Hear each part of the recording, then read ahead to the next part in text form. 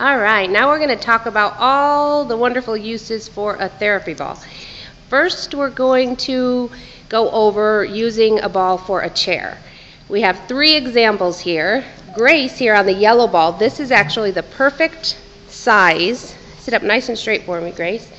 Where, as you see, her knees and her hips are at a nice 90-degree angle. That's the height of the ball you want it to be. And as you see for Xander, his ball's way too big. He's almost And then also a ball can absolutely be used for adults. You can use it in the office. And this is also, even though the ball is not that much bigger, as you can tell, this is just the right size for Lori. 90 degrees. And Lori, as you see, she's doing a little bounce on her ball as she's sitting there. That's also what you can suggest for kids in the classroom. It's just fine to do a little bit of a bounce. You all look so cute. Now we will move on to the other uses of a therapy ball. Let's go this way. Okay, first of all, we'll have Gracie do some work on her tummy on the ball.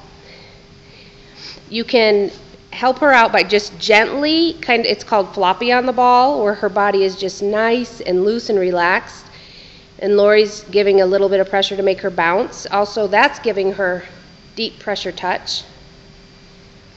And she's going side to side. Whatever the child likes best, you can just bounce it. You can go back and forth. And then, to make this a little more active and alerting, we're going to have Gracie walk her way out on the ball. A lot of kids, you will need to help them on this like Lori's doing, but then for the more challenged method, we're going to have Gracie do that all by herself and balance herself. Good job. Spot if they get in trouble, just stop the ball. Stay close. So we have Xander do that? Sure, yeah. Okay. Xander, yep, we'll have you have your bottom on the ball. Okay, and this one we're going to show how to do things going backwards. Now Xander likes this. He's fine with his head being backwards on the ball. Xander, can you take your arms and reach him back to the floor? And this you can do where he can then push with his arms and push back up, and then to his feet, and then push to rock towards his feet. Now some kids do not like that as much, so and that is also Lori's doing some bouncing with him and working with him on this. Going backwards on the ball is tough to do independently.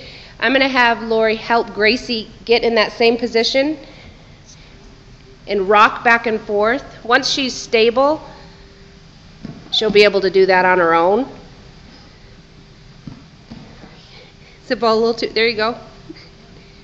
Again, just if she needs a little help, I can stabilize the ball a little bit. Okay. Nice job.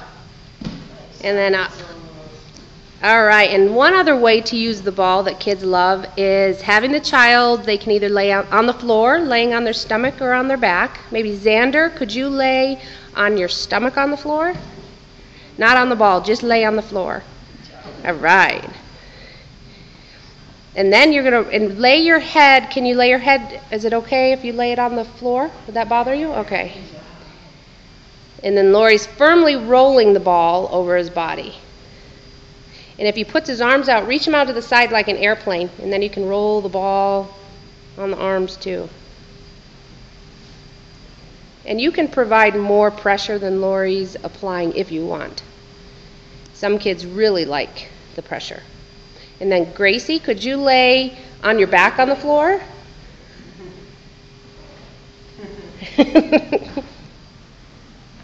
And this way you're going to do more pressure on the legs and the arms. Once you get to the stomach, it's kind of pushes a little too much on the diaphragm and lungs. So just gently roll it. But you can really push once you get to the arms. Usually the preferred way with this is the child laying on their stomach and having it rolled on their back. Oh, and then next, we want to demonstrate laying on the ball on your stomach and doing a fun, like hitting a ball or a balloon back and forth, working on prone extension. All right. Where'd that yellow ball go? Sandra, can you go give me the yellow ball? Awesome. Okay. Ready? So, Mister, I'm going to have you sit on the ball right here. Awesome. And then Gracie, I'm going to have you lay on your tummy over the ball. Okay, and we're just going to play a little pop. A little pop. Just pop it.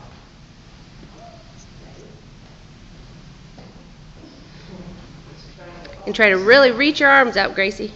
There you go. So this, you're not only working on the vestibular and proprioceptive systems and prone extension, you're also involving visual motor skills, using the eyes and hands for the activity. And the best part is it's a very meaningful, fun activity. And the kids will often do this for quite some time. You could do this in a classroom setting, sitting on balls, and making it a group activity as well. And the last thing we'd like to demonstrate is using the ball against a wall, where you're going to bounce it against the wall and catch it. Bring your ball over, Gracie. Go ahead. Come on, Xander, bring your yellow one.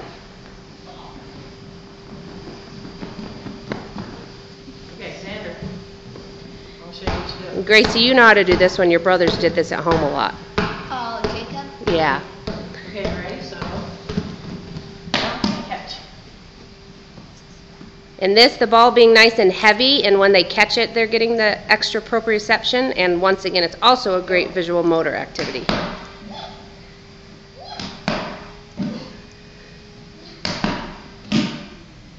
Nice job. And Gracie, why don't you demonstrate by going closer and not even making it bounce? Go a little closer. There we go. Nice. There you go.